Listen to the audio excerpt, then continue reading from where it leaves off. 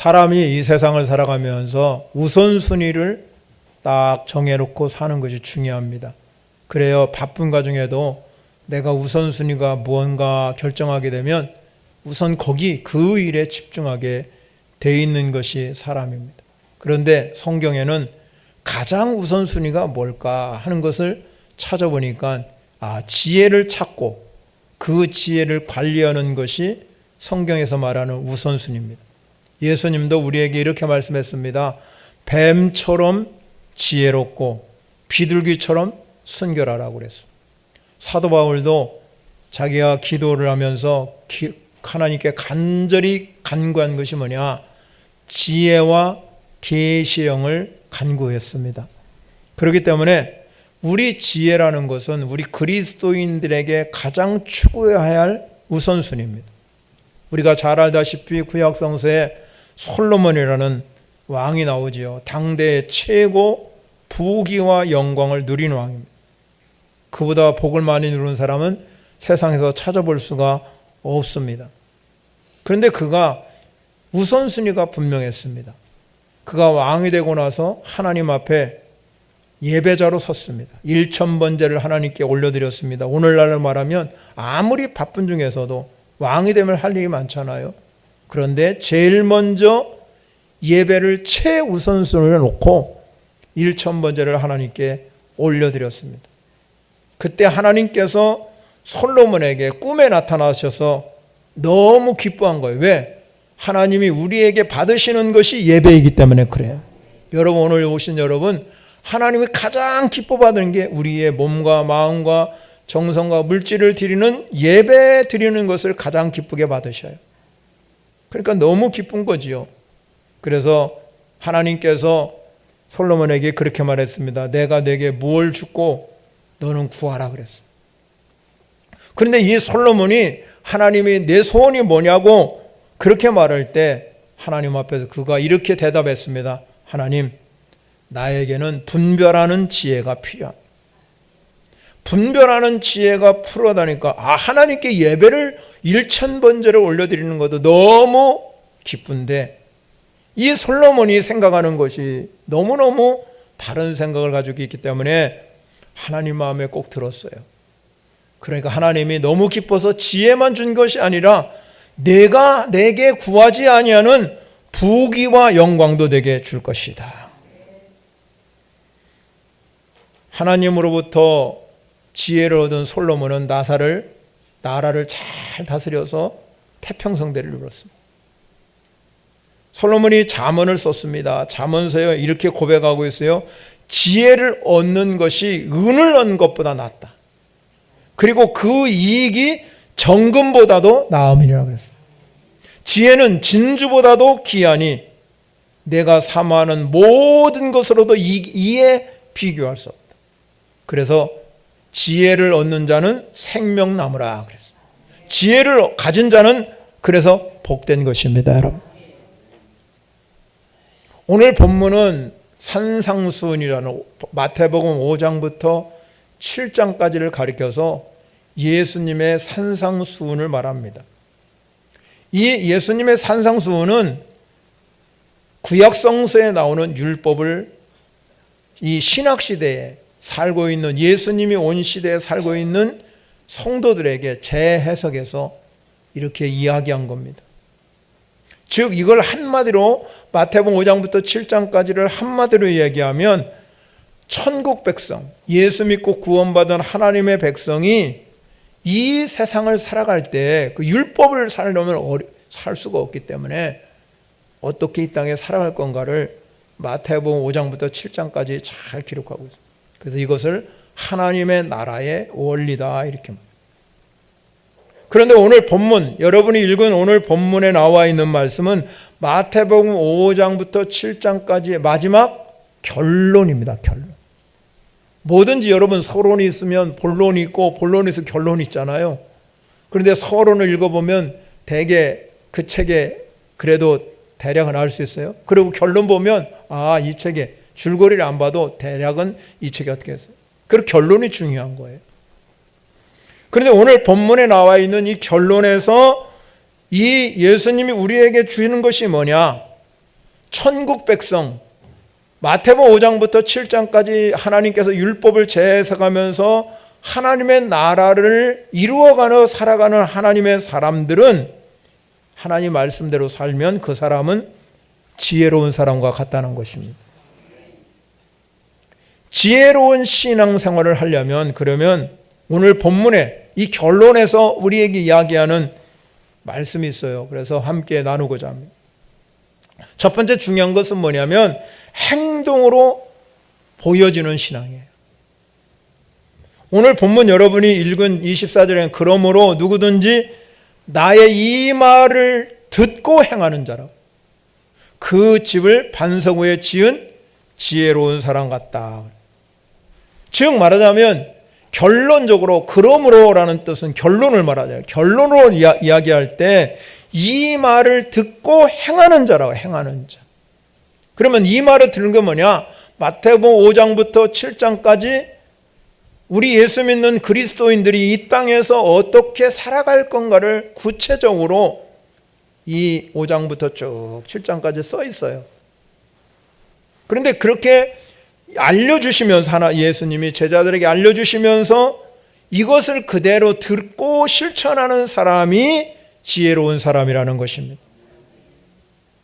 그래서 오늘 본문 21절에 이렇게 시작합니다. 나더러 주여 주여 하는 자마다 다 천국에 들어갈 것이 아니요 다만 하늘에 계신 내 아버지의 뜻대로 행하는 자야 들어가리라. 우리가 입으로는 주님을 시인하죠. 주님을 부릅니다. 주여. 여러분 오늘 찬송도 부르고 기도도 하고 입으로는 주님을 부르짖는데 주여 주여 하는데 행동으로 따라주지 않으면, 행동이 되지 아니하면 천국에 들어갈 수 없대요. 큰일 났습니다, 여러분.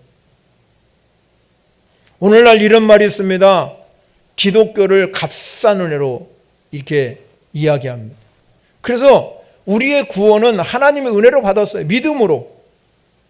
그래서 많은 사람들이 구원에 대해서 굉장히 가볍게 생각. 나 구원 받았어.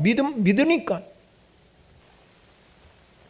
구원이라는 건 뭡니까? 예수 믿으면 구원 받아요. 그러면 여러분 안에 구원의 감격이 있어야 돼요. 구원의 감격. 하나님 나를 은혜로 나를 구원해. 나 같은 죄인을 은혜로 구원해 주셨기 때문에 그 감격이 내게 있어야 되잖아요. 누구한테 여러분 작은 선물을 받든 큰 선물을 받든 선물을 받으면 나에게 하찮은 것 주네. 그러고 거절할 사람도 있고 기분 나빠할 사람도 있지만 대개의 사람들은 만약에 내가 진짜 사람이라고 그러면 조그만 선물에 나에게 주는 이유는 뭐예요? 나에게 관심이 있기 때문에 나를 존경하는 마음을 가지고 그 사람은 그래도 여러분 선물을 주는 거 아닙니까? 우리가 누구에게 선물을 하려고 그러면 고민 많이 하잖아요. 뭔 선물을 해야지? 저 사람이 좋아할까 나빠할까? 또 저 선물을 주면은 저 사람이 맞을까? 이게 엄청 고민이 생기는 거예요.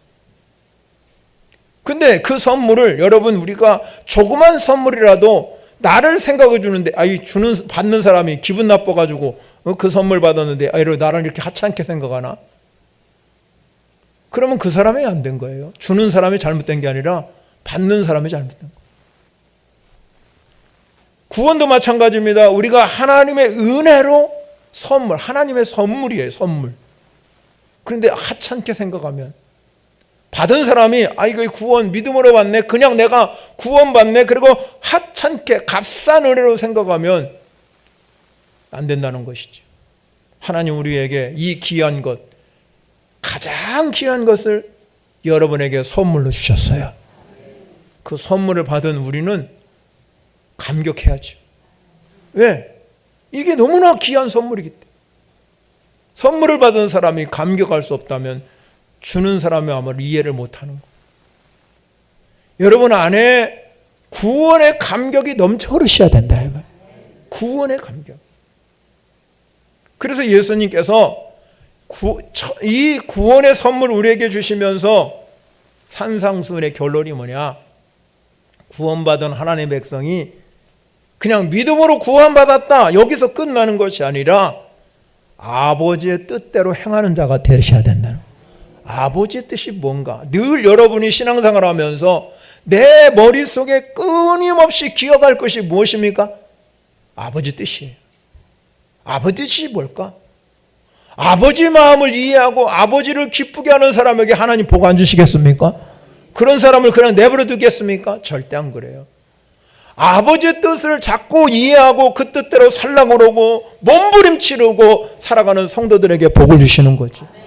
어떻게 여러분 아버지 뜻도 모르는데 여러분 그렇겠습니까? 여러분 다 여기 아버지 마음을 갖는 부모의 마음을 갖고 있는 사람 알잖아요. 자녀들이 여러분 키워봐서 알잖아요.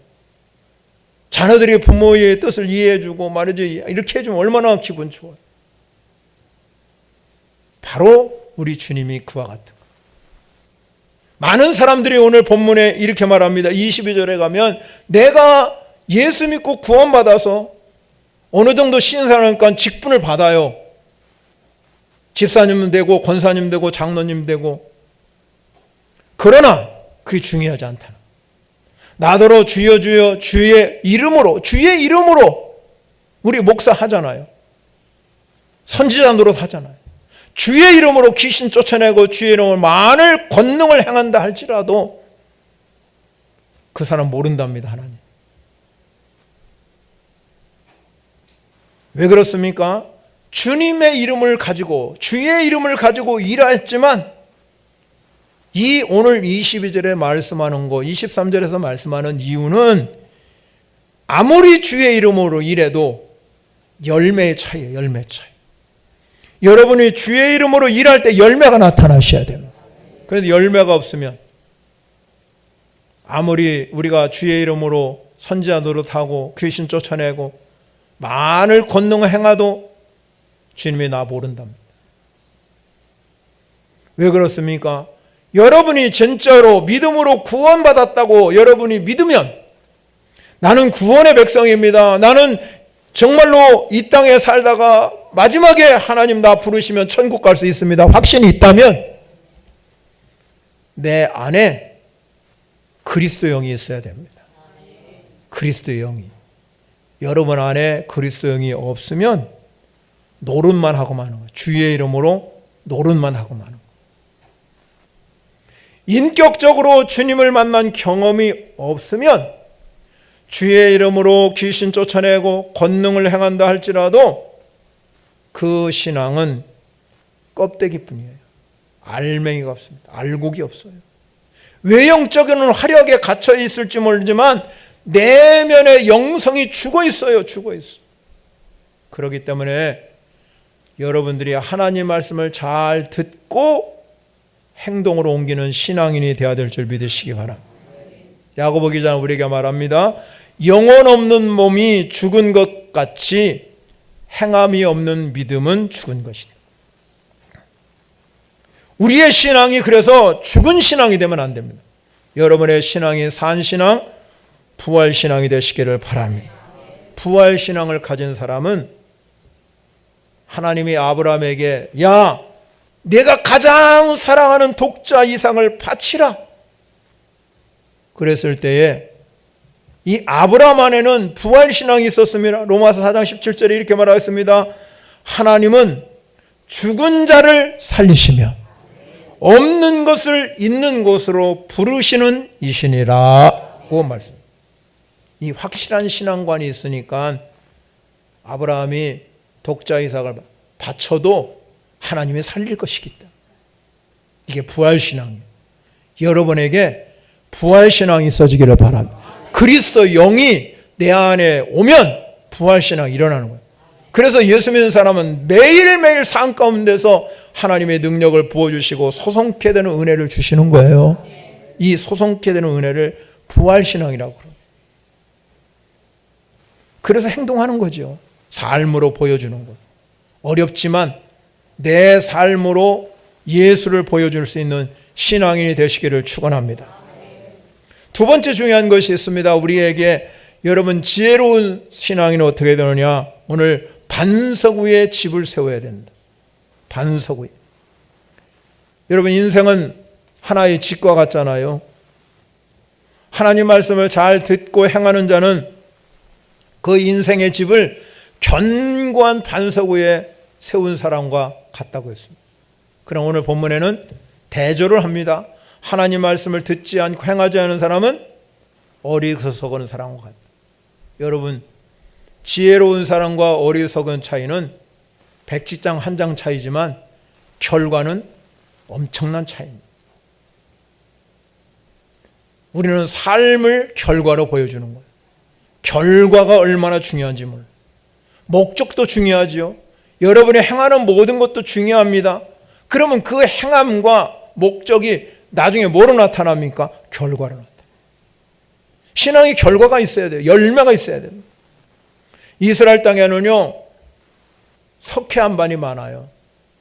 그래서 집을 지으려면 흙을 파내고 안반 위에 기초를 세워요. 우리나라는 돌아가시면 지금은 뭐 다 화장하지만 옛날에는 다 매장했잖아요. 그러나 이스라엘은 매장하지 않냐고 돌이 많으니까 안박이다. 예수님도 어디에 들었어요? 바위 안에. 그렇게 되어 있어요. 그래서 이 흙을 파내면 안반이 생기기 때문에 석회 안반에다가 그 위에 집을 지읍니다. 그러면 기초가 단단하지요. 구약선서에 보면 그런 말씀이 많이 나와요. 그런데 게으른 사람들은 그렇게 안 해요. 지대를 파내기가 귀찮으니까 적당히 그냥 건조한 모래 위에다가 집을 지는 거예요. 그래서 오늘 모래 위에 지은 집, 반석 위에 집이 그래서 나오는 거예요. 여러분이 생각할 때 반석이라고 생각할 때 이미지가 뭐가 떠오릅니까? 반석하면 떠오르는 게 뭡니까? 첫 번째는요, 보호의 이미지, 보호. 고대 이 세계에서는 전쟁이 일으면 전쟁에 무사들이 어디에 숨었냐면 바위 뒤에, 이 반석 뒤에 숨었다. 왜 그렇습니까? 적의 화살을 피하기 위해서. 또 반석은 사막에서 종종 유일한 여행자들에게 제공하는 이 샘의 근원이기도 해요. 반석을 치면 반석 옆에는 뭐가 있어요? 물이 있어요. 오아시스가 있어요. 그래서 그때 반석은 피난처요, 안식처가 되는 것이죠. 세 번째, 반석은 또 우리에게는 딛고 설 인생의 견고한 기초가 반석입니다. 우리 신앙도 마찬가지입니다. 그래서 기초가 튼튼해야 신앙이 올바르게 성장해서 나중에 열매가 맺어지는 거예요. 운동선수들이 가장 중요한 게 뭡니까? 기본이 탄탄해. 기본기가 탄탄하지 아니하면 나중에 성인이 돼서 그걸 고치려고 하면 쉬운 일이 아니에요. 왜? 습관화가 되기. 그래서 훌륭한 선수가 못 되는 거예요. 그래서 어린 시절부터 기본기가 착하게 익혀간 사람은 나중에 가면 크게 될 수가 있어요. 신앙생활도 마찬가지예요. 여러분이 기본기가 안 된 사람은 아무리 하나님 말씀을 증거해도 들어가질 않아요. 다 내 생각으로 다 유추해가지고 그걸 풀어냅니다. 그러나 기본기가 튼튼한 사람은 말씀이 내 것으로 와 닿습니다. 생명의 말씀으로 온다. 그러면 여러분, 신앙의 기본기도 굉장히 소중합니다. 신앙의 기본기가 튼튼해야 됩니다. 그런데 오늘 성경에서 반석 위에 세운 집, 이 기본이잖아요. 기본. 그럼 반석은 뭐냐? 예수 그리스도이십니다. 반석. 바울이 고린도 교회에게 편지를 쓰면서 이렇게 말해요. 내게 주신 하나님의 은혜에 따라서 내가 지혜로운 건축자 같이 터를 닦아두매 다른 이가 그 위에 세우나 그러나 각각 어떻게 그 위에 세울까를 조심할지니 이 닦아둔 터 외에는 능히 다른 터를 닦아둘 자가 없으니 곧 이 터는 예수 그리스도라. 예수 그리스도. 이 터가 예수 그리스도. 그래서 우리가 예수 그리스도 위에 여러분이 신앙생활을 세워가야 돼요. 오직 우리는 그래서 그리스도가 내 안에 거하는 역사가 일어날 줄 믿으시기. 베드로가 여러분 신앙 고백하면서 뭐라고 고백했습니까? 주는 그리스도시요 살아계신 하나님의 아들이라 이렇게 고백했잖아요. 그러니까는 이 믿음의 고백한 베드로에게 하나님이 뭐라고 했습니까? 내 원래 이름은 이 베드로가 아니었어요. 이름이 뭐예요? 시몬이잖아요. 시몬. 근데 이때 주는 그리스도시요 살아계신 하나님의 아들이라고 고백하는 순간에 하나님께서 베드로라 그랬어. 베드로라는 뜻은 뭐냐면 너는 반석이다. 베드로의 이름을 원래 시몬인데 내게 이름을 내가 베드로라. 너는 반석이야. 왜? 이 반석 위에 하나님께서 교회를 세울 것이라 그랬어요. 교회는 뭡니까? 주님의 몸이요, 주님의 몸이기 때문에 이 교회를 세우면 그게 그리스도가 터가 되는 거잖아요. 터가.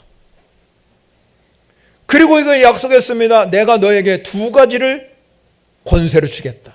하나는 천국 열쇠를 주시겠다. 너 반석이라고 그러놓고 천국 열쇠 주시. 여러분의 오늘 이 시간에 설교 듣는 여러분에게 천국 열쇠 가지고 가시기 바랍니다. 그러면 하늘문이 풀려요. 여러분, 우리가 하늘문 여는 열쇠는 천국 열쇠밖에 없어요. 내 힘으로 열 수 없습니다. 천국 열쇠를 가지고 가셔야 하늘문이 열려서 여러분의 가정에 열리고 풀리는 기적이 일어나는 거죠. 천국 열쇠가 필요해요. 두 번째는요, 음부의 권세가 이기지 못해요. 반석 위에 세운 사람은 이 타락한 세대 속에서 타락한 삶을 살지 않아요. 당당하게 삽니다. 거룩하게 살려고 합니다. 세상의 유혹에 넘어가지 않습니다. 세상의 어떠한 삶 속에서도 그게 단호하게 거부할 수 있는 능력을 하나님의 음부의 권세를 주셨기 때문에 이기는 거예요. 여러분, 음부의 권세를 가득 못한다는 타락한 길로 가는 거예요. 유행에 따라 가고 풍속에 따라 가고 세상의 온갖 죄악길로 가고 예수 믿어도 소용없어요. 여러분의 음부의 권세가 있으면 그 타락한 길에서 데려오게 되는 줄 믿으시고 하나님이 거기서 거슬리게 하시고 거기서 여러분 우리가 당당하게 살아갈 수 있는 능력을 우리에게 하나님의 권세로 주셨잖아요. 권세 받으시기를 바랍니다. 권세 받으면 이길 수 있어요. 세상을 이길 수 있는 힘을 주시는 거예요. 그래서 오늘 여러분에게 베드로에게 말씀한 것처럼 너는 반석이다. 축복을 받으시기 바랍니다. 이 반석의 복을 받으세요. 의심 많은 도마도 여러분 예수님을 부활하신 후에 보니까 갑자기 예수님이 나타나니까 깜짝 놀랐습니다. 도마가 가만히 생각해보면 얘 유령인가? 그러면서 도마는 말했잖아요. 손에 발에 예수님 못자국 보여주면 내가 믿겠습니다. 봐라. 그것까지도 부족합니다. 허리에 창자국까지 보여주시. 봐라. 그때 도마는 무릎을 꿇고 엎드리면서 나의 주 나의 하나님, 나의 주 나의 하나님 고백했어요. 의심 많은 도마가 나의 주 나의 하나님이라고 고백하고 그가 나는 어디로 가서 복음을 증거하다 예수가 그리스도이십니다라고 증거하며 살다가 순교해야 되나. 그리고 도마는 인도로 갔습니다. 오래전이지만 우리 학생부 우리 또 성도님들과 함께 인도에 방문한 적이 있었습니다. 첸나이 지역에 도마의 순교지를 여기 있는 우리 청년들과 우리 성도님들과 함께 가서 그걸 본 적이 있습니다. 쭉 보고 제가 이 설교를 준비하면서 그때 당시를 떠올리면서 우리 청년들이 가가지고 열심히 복음을 전하고 그들에게 그렇게 한 기억이 있어요. 그 도마의 선교지를 쭉 보면서 그런 생각을 했습니다. 그가 여기서 순교당한 이유는 뭘까? 예수가 그리스도이기 때문에, 그분이 나의 주인이기 때문에, 나의 주 나의 하나님이기 때문에, 그래서 순교에까지 가게 되는 그런 사도가 되었습니다.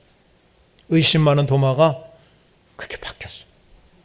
사랑하는 성도 여러분, 반석 위에 세운 집이 여러분에게 있어야 되는데 이 반석 위에 집이 있는다면 바로 그리스도가 나의 주인이시다.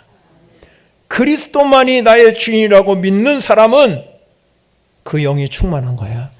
그리스도 영으로 충만. 세상과 짝하고 사는 사람은 그리스도 영이 없어요. 여러분 세상에 온갖 여러분이 좋은 거 다 누리고 살아도 여러분 제가 말하는 대로 많은 것들을 다 누리고 산다 할지라도 그리스도 영을 누리고 사는 만큼 기쁨이 없어요.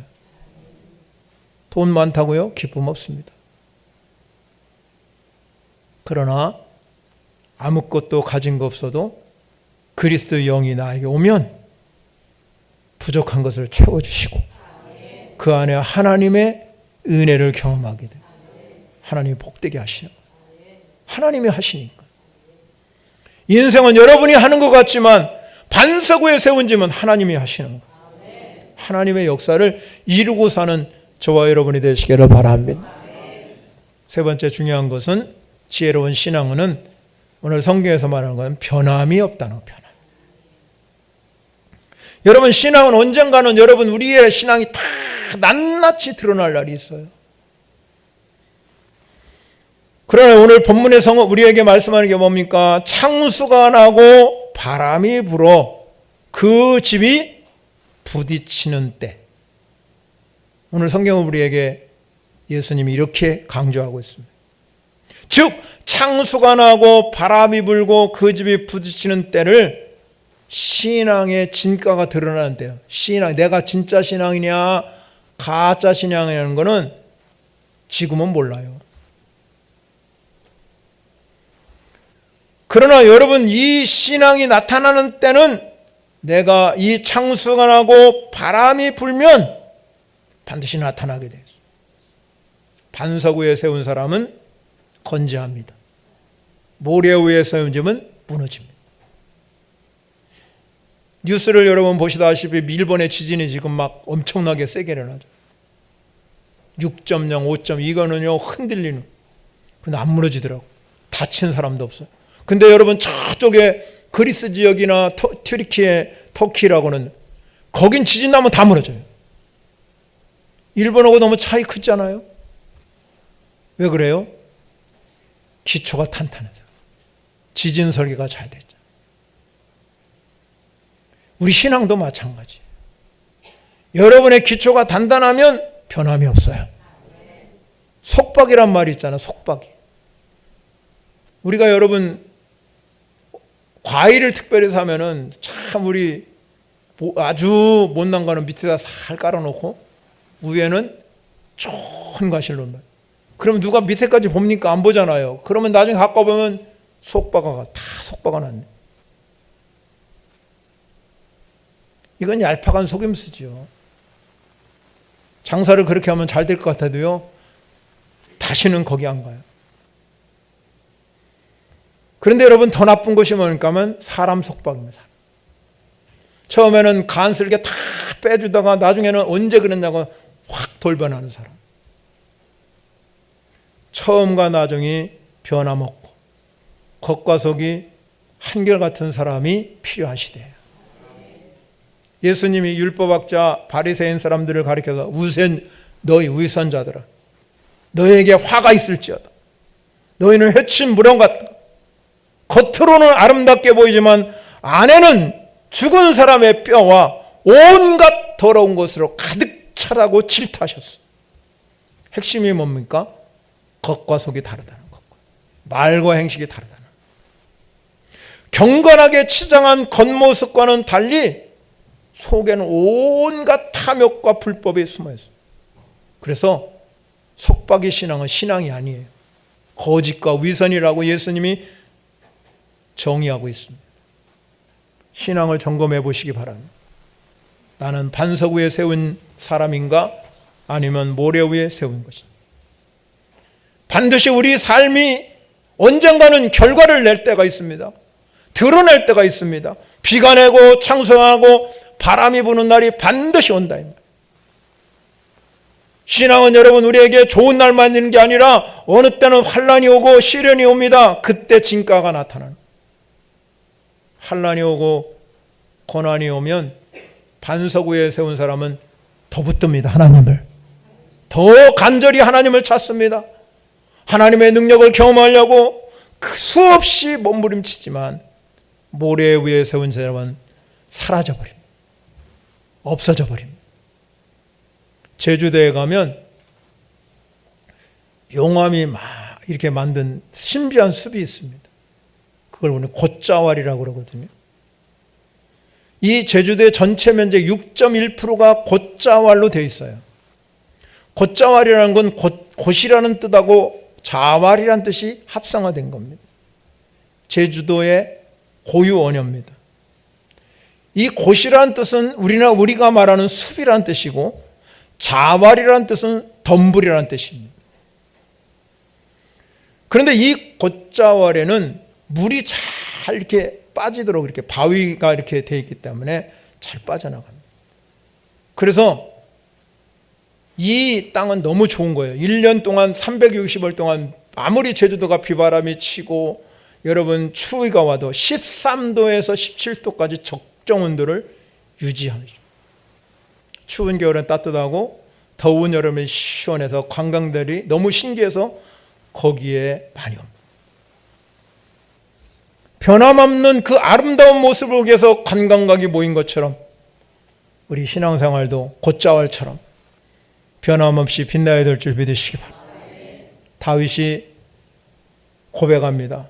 여호와는 나의 반석이시요 나의 요새시요 나를 건지시는 자시요 나의 하나님이시요 내가 그 안에 피할 나의 바위시요 나의 방패시요 나의 구원의 뿌리시요 나의 산성이시로다.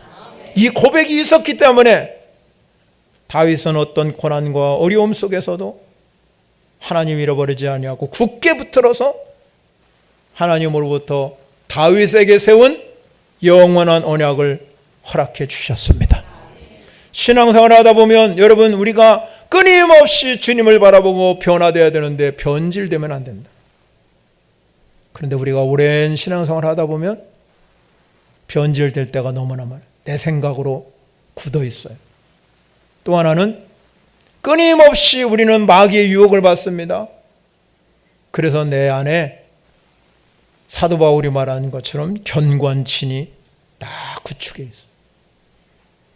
여러분 안에 견관친이 딱 구축되어 있으면 모든 생각은 내 생각대로 움직여갑니다. 하나님 말씀대로 사는 것 같지만 결국은 내 생각대로 사는 것. 견관친이 나를 진치고 있기 때문에 변화가 일어나지 아니하고 끊임없이 변질되어 갑니다. 신앙생활은 절대로 변질되면 안 됩니다. 여러분 끊임없이 변화를 추구하고 가셔야 됩니다. 그리스도의 장성한 분량까지 성장해 가는 것이 신앙인 걸 믿으시기 바랍니다. 그러려면 우리는 나를 돌보셔야 돼요. 늘 깨어 있어야 되고 우리는 신앙생활을 하면서 말씀 앞에 나를 세워가야 될 줄 믿으시기 바랍니다. 그래야 환난이 오고 고난이 와도 흔들리면 좌로나 흔들리지 않아요. 주님만 바라보고 그 길 가는 줄 믿으시기 바랍니다. 그 길 갈 때 주님이 도와주셔요. 뭐라고 말씀하냐면 고난 중에 가는 길에 어떤 사람이 뒤돌아다 보니까 발자국이 하나더래요. 그런데 가는 길은 둘이 같아요. 근데 발자국은 하나예요. 왜 그랬을까요? 주님이 이렇게 말했습니다. 내가 가는 길이 고난의 길이 할지라도 내가 가는 길이 모래와 같다 할지라도 내가 너를 얻고 간다. 그러니까 뒤에 돌아보니까 발자국은 하나예요. 여러분 인생 그래요. 내가 하는 것 같지만 주님이 하십니다. 다니엘서에 보면 다니엘이 포로로 잡혀가잖아요. 70년 포로. 그는 기간을 알지 못했어요. 그러나 잡혀갔습니다. 근데 다니엘은 잡혀가면서 그런 생각을 하고 갔어요. 내가 저기 가서도 저 이방 나라, 세속된 나라, 타락된 나라 가서도 절대 내 뜻의 변함이 없다. 그는 변함없었어요. 여러분 그 친구들하고 함께 여러분 똑똑한 지혜 있는 사람 빼다가서 훈련을 시켜서 그들을 여러분 바벨론에서 가장 최고의 사람으로 만들려고 해서 산의 진미를 다 먹게 만들었어요. 그런데 그 산의 진미 안에는 우상숭배의 제물이 많아요. 다니엘은 그렇게 생각했습니다. 이 한 간장을 내가 설득시켜서 나는 하나님의 말씀 내 뜻을 굽히지 않냐 하나님 말씀에 어긋나지 않고 살겠다. 그리고 여러분 그 한 간장을 어떻게 설득시켜가지고 그래서 여러분 그 훈련 받는 기간에도 산의 진미, 그 좋은 산의 진미 우리는 생각하지 아니하고 그냥 먹을 수 있지만 그는 하나님께 뜻을 정했기 때문에 그 한 가지라도 그는 그것을 보고도 절대 먹지 아니하고 여러분 하나님의 뜻을 정해놓고 갔어요. 그가 여러분 그렇게 살았으니까 하나님이 그 바벨론에서 총리가 되게 하셨죠. 아무나 총리 되는 게 아니에요. 그런데 여러분 총리 되니까 여러분 그 나라 사람들이 얼마나 모험하고 고소해요. 다니엘에게 고소할 점을 찾아보려고 아무리 생각해봐도 허점이 보이질 않아요. 하나님의 사람인 다니엘이 허점이 안 보여요. 그런데 이 신하들이 보니까 한 가지 허점이 보였어요. 그는 매일 3번씩이나 자기 이스라엘 향해서 창문을 열어놓고 기도하는 모습. 옳거니 하고 이 덥석 물었습니다. 신하들이 왕을 어떻게든지 간에 설득시켜가지고 다른 신에게 절하고 기도하는 사람은 사자굴에 집어요. 다니엘이 그거를 알았어요. 그 소식이 자기에게 들렸는데 여러분 사람 같으면 우리 같으면 이 시간 조금만 피하면 되잖아요. 안 하면 되지. 그런데 다니엘은 첫 번부터 그가 뜻을 정했기 때문에 내가 사자굴에 들어간다 할지라도 그는 변함없이 하루에 3번씩 무릎을 꿇고 하나님께 기도하고 감사했어요. 사자굴에 들어가서 죽었습니까? 살았습니까? 하나님 어떻게 하십니까? 여러분 우리가 변함없는 신앙은 어떤 환난과 고난이 와도 변하지 않는 변질되면 안 됩니다. 끊임없이 우리가 찾아오는 많은 환난과 고난, 내게 들어오는 많은 것들이 있다 할지라도 신앙만큼은 변하지 마시기 바랍니다. 사랑하는 성도 여러분, 예수님이 제자들을 통해서 산상수훈을 말씀했어요. 5장부터 7장까지 여러분 시간 되시면 읽어보면서 산상수훈이 뭘까를 한번 보시기 바랍니다. 이건 뭡니까? 하나님의 나라의 원리예요. 우리가 세상 속에 살아가면서 우리는 세상에 속해 있지만 예수님 우리에게 말씀한 대로 세상 사람과는 다르다 그랬어요. 그러면 세상 사람과 다름은 뭐냐? 다름이 뭐냐 이 말이에요. 그거는 하나님의 나라를 이 땅에다가 신고 사는 거예요. 신고 사는 거예요. 세상 나라에서 하나님 나라를 자꾸 만들어가며 사는 여러분의 가정, 여러분의 직장, 여러분의 일터를 끊임없이 하나님의 나라를 이루어가고 살아갈 때 우리에게 알려주신 원리가 마태복음 5장부터 7장이에요. 천국 백성이 지혜롭게 살아가라.